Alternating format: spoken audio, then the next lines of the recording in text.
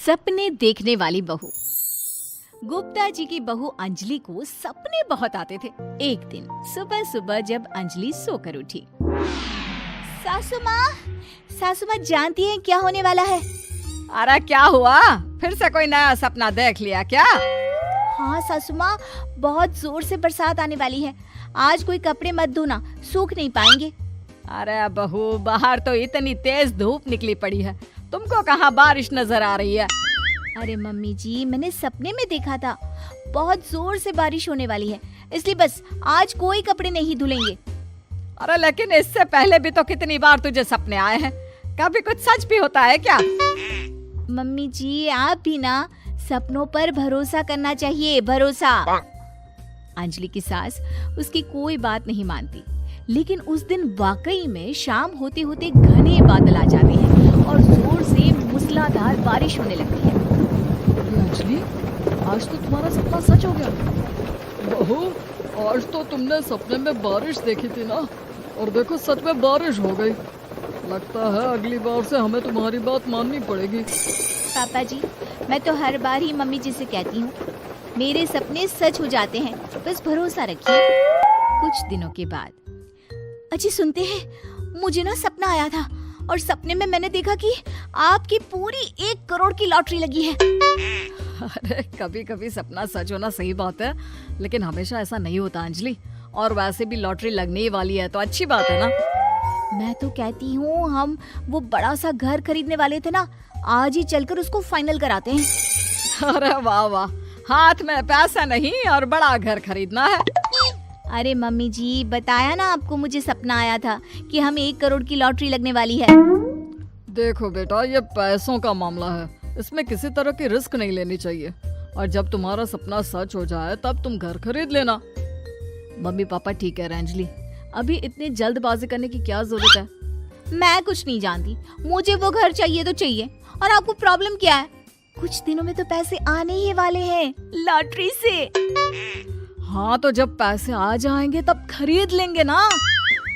पर हमारी अंजलि खाना पीना छोड़कर जिद पकड़कर बैठ जाती है।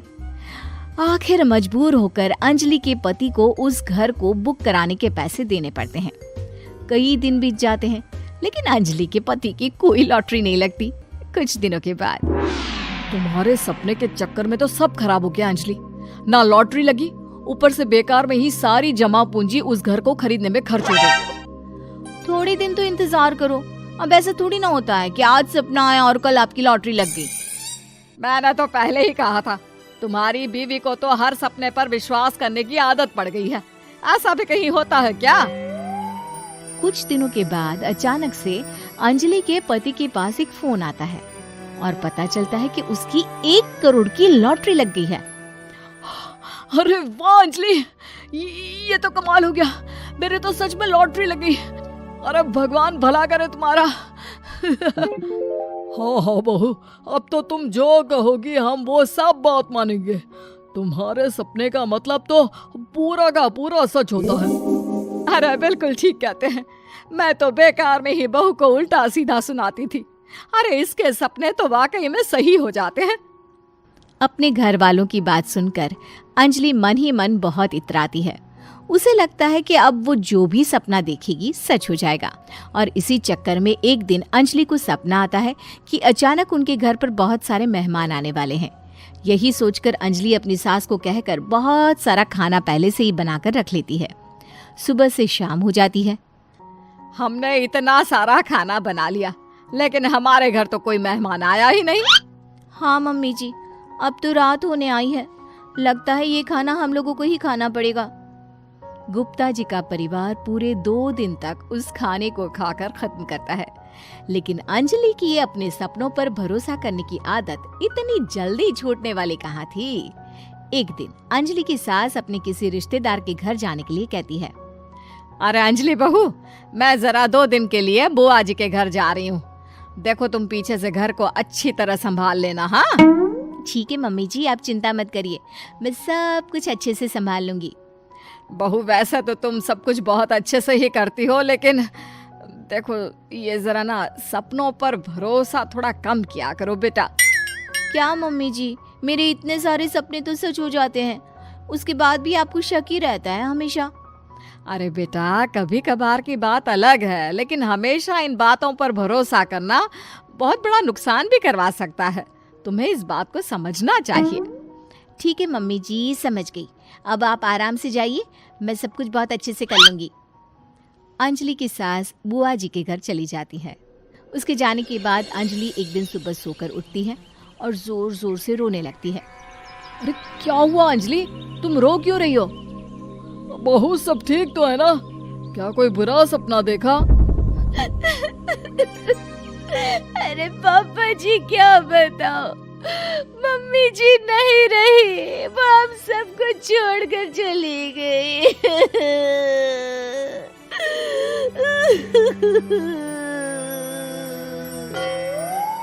छोड़कर चली गई? अरे क्या मतलब है? वो तो अपनी बुआ जी के घर गई है ना? पापा जी, सासू माँ बुआ जी के घर नहीं, भगवान जी के घर गई है। अरे अंजलि, सुबह सुबह कैसी बात कर रही हो? बुआ के घर गई है, कुछ नहीं हुआ है उनको। मैंने सपने में देखा था, मम्मी जी भगवान को प्यारी हो गई है। अंजलि का पति उसे समझाने की कोशिश करता है, लेकिन अंजलि के बार बार कहने पर वो भी इस बात पर भरोसा कर लेता है कि अब उसकी माँ दुनिया में नहीं रही। सारे गांव में ये खबर फैल जाती है कि अंजलि की सास की मौत हो गई। भगवान, अब हम क्या करेंगे? तुम्हारे सर से माँ का साया उठ गया। मैं तो कहती हूँ पापा जी, इनको बुआ जी के घर जाकर मम्मी जी की डेड बॉडी को ले आना चाहिए, तब तक हम उनकी अंतिम यात्रा की तैयारी करते हैं। अंजलि का पति अंजलि की बात सुनकर बुआ जी के घर के लिए रवाना हो जाता है। उधर अंजलि अपनी सास के अंतिम संस्कार की सारी तैयारियां कर लेती है। मोहल्ले के सारे लोग वहां पर आकर इकट्ठा हो जाते हैं। बहुत बुरा हुआ, मेरी सास मुझे बहुत प्यार करती थी, बुआ जी के घर गई थी। अरे हमको क्या पता था कि भगवान जी के घर जा रही है।